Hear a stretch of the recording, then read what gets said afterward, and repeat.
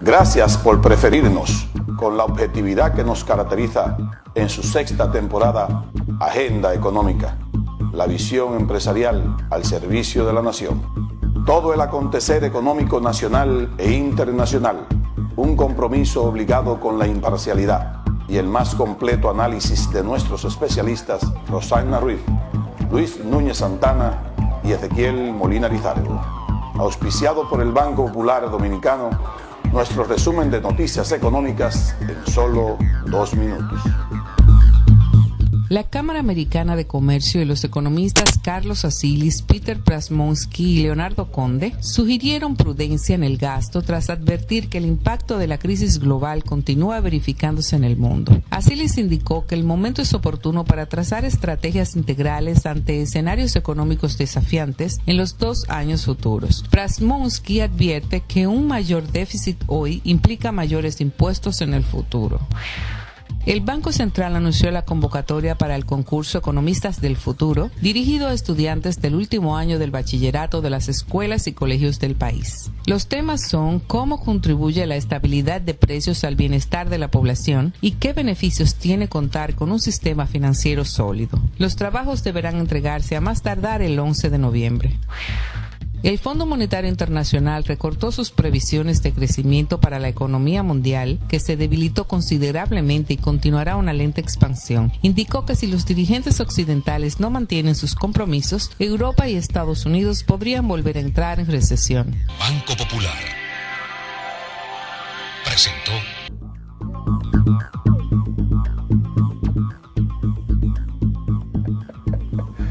Bien, amigos, muchas gracias por estar con nosotros a partir de ahora de 9 a 10 de la noche en su programa Agenda Económica por el canal 27 RNN de lunes a viernes.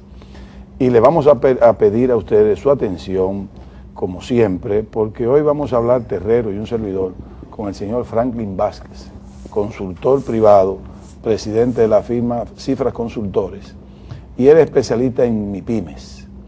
¿Por qué MIPYMES? Bueno, si nosotros no podemos ver Terrero y el mismo Franklin, las MIPYMES a través del mundo aportan en cierta forma más del 40% de los empleos del mundo, por así decirlo.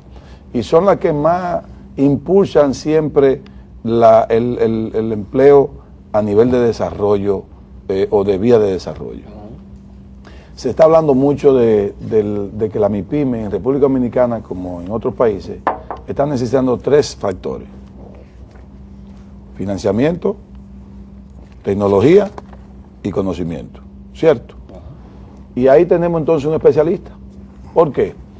Porque en cualquier próximo gobierno tiene que contar con el desarrollo de la MIPYME para poder sustentar el nivel de empleo en República Dominicana.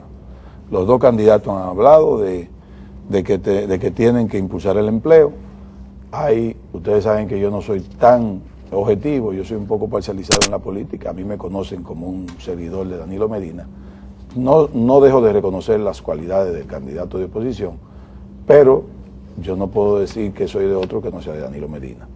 Y el programa de gobierno de Danilo Medina ha hablado de sostener empleo, de aumentar el empleo, incluso ha hablado mucho de lo que es el apoyo al crecimiento del turismo, porque con el turismo la MIPYME, ya sea del agro, ya sea de los otros sectores, van a hacer que crezca el empleo, que se aumente el empleo, que República Dominicana pueda llegar tal vez a un desempleo sostenible, que pueda ser sostenible entre un 8 o un 9%, ahora anda por un 14, 15%. Bien, bienvenido Franklin Vázquez, Andrés Terrero y un servidor te dan las gracias por tu visita a nuestro programa, que esperamos que no sea la última. Gracias Ezequiel y gracias Andrés por la gentil invitación que nos hacen a este interesante programa. Sí. Cada vez que tengo tiempo lo veo a ustedes los comentarios económicos y las noticias en sentido general. Sí. Bien, Franklin, el desarrollo de la MIPYME se ha dicho que necesita más apoyo de los gobiernos. En estos momentos hay una ley incluso que dice que el Estado, las compras del Estado sean un 40% a las MIPYMES o a las micro y medianas empresas, como dice. Micro, pequeñas y medianas. Y medianas empresas. Que no se está cumpliendo, que el gobierno a veces favorece mucho las importaciones, etcétera. ¿Qué tú nos puedes decir? ¿En qué realidad tiene eso? Y luego vamos a entrar contigo en lo que es analizar el programa de gobierno que tiene Danilo Medina con ese sector de la MIPYME. A mí me hubiese gustado empezar por ahí, pero obviamente ustedes son los que ponen trazan la ruta de la conversación.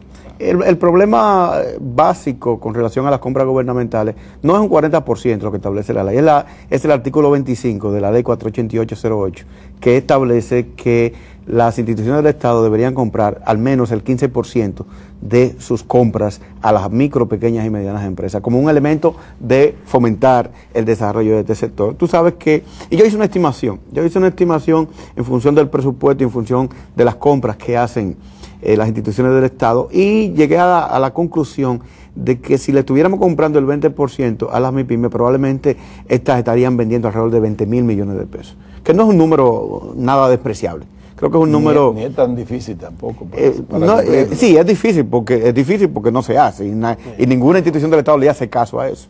La que más caso le ha hecho desde que la ley se implementó es educación, que compra desayuno escolar, que pan, que compra... Pero hay un problema con una butaca ahora. Sí, pero la butaca, pero eso es histórico, pero compra butacas. El problema de la butaca es que son muchas y probablemente el mercado interno no es suficiente para satisfacer, además de que hay un problema de precios también. Y hay otros problemas que no vamos a discutir aquí, que todos sabemos que históricamente hay suplidores internacionales a los cuales se le compra. Entonces yo creo que el problema básico es que las instituciones del Estado le hagan caso a esa ley y a ese articulado, que es el artículo 25. Yo creo que el problema no es tan grave, y esa es una de las cosas que yo digo que es de lo que nunca se ha hecho, que debería de hacerse, y que estaría estableciendo un elemento fundamental, porque históricamente, déjenme contarle una pequeña historia.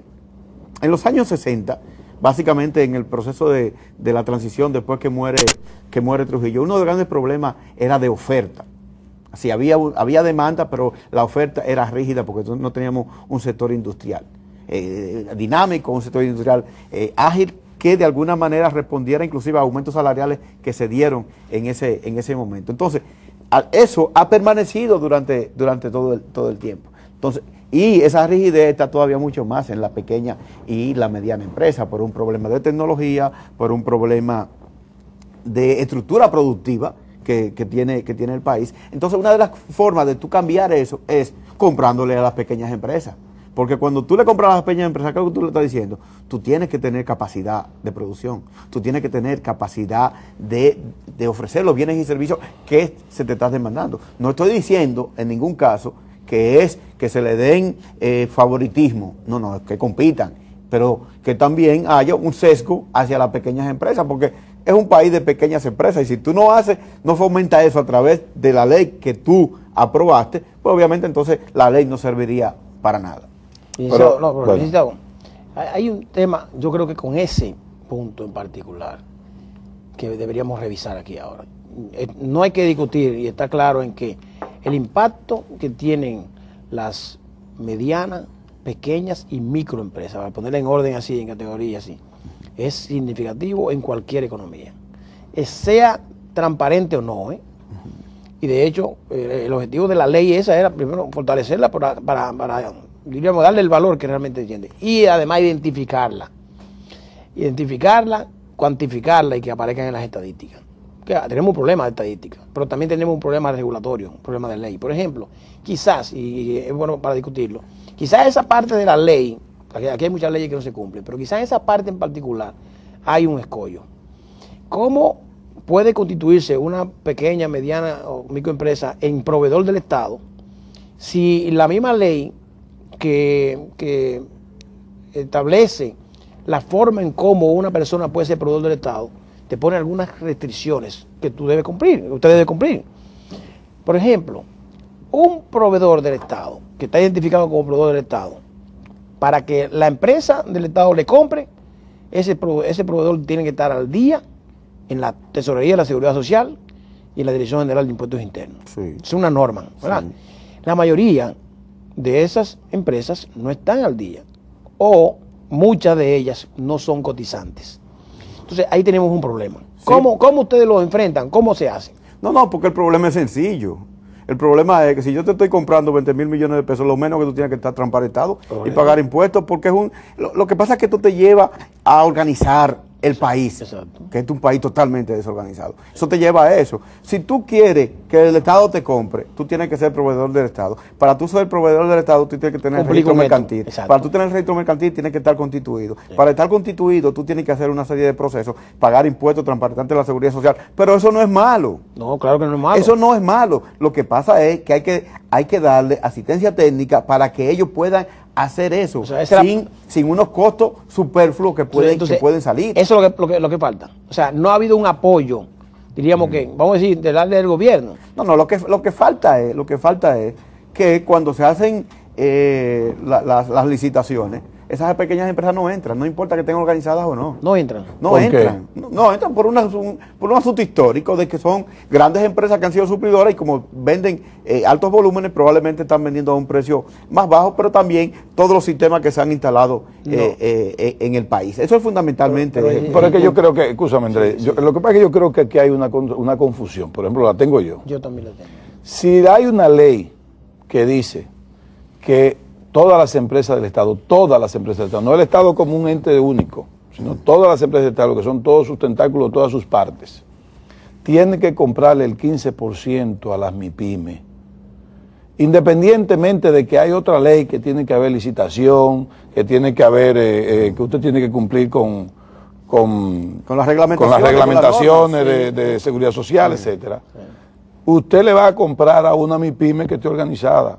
Y tiene que olvidarse de la licitación porque hay otra ley que dice que usted tiene que comprar un 15% ahí. Bueno, eso sí, es así. No, es un punto importante, por eso yo hablé. Pero hay que hablarlo. Dije del sesgo. Sí. Es decir, tú tienes que sesgar porque el punto es de un instrumento de desarrollo de una pequeña empresa que es mayoritaria en el país. Y si tú quieres generar empleo, no hay otra forma. ¿Cuántas grandes empresas tú crees, más que cuántas grandes empresas, cuánto empleo tú crees que genera la gran empresa? Es mínimo. Sí, claro. Correcto. Y las empresas grandes no se andan expandiendo de manera permanente porque ya tienen una estructura productiva. El impacto está en la pequeña empresa, en la mediana empresa, que es la única que puede crecer. La gran empresa no puede crecer más allá. Sí. Y si crece, ¿qué es lo que se hace? Transnacional. Correcto. Pero la microempresa puede pasar a la pequeña puede pasar a la mediana y la mediana puede pasar a la grande. Y eso no se hace de otra manera que no sea a través de instrumentos de fomento y desarrollo. Yo te voy a poner el caso de Japón, que me acaba de llegar el libro blanco de la pequeña empresa de Japón. Todo lo que estamos hablando lo hace Japón y lo hace bien. Perdón, Japón no, China, Taiwán. Y lo hace bien. Y han desarrollado una gran cantidad de empresas y están generando mayoritariamente empleo a través de la pequeña empresa. Ahora, para mí, esa no es quizá la gran discusión. ¿Por qué? Porque la ley hace 2 años que se aprobó.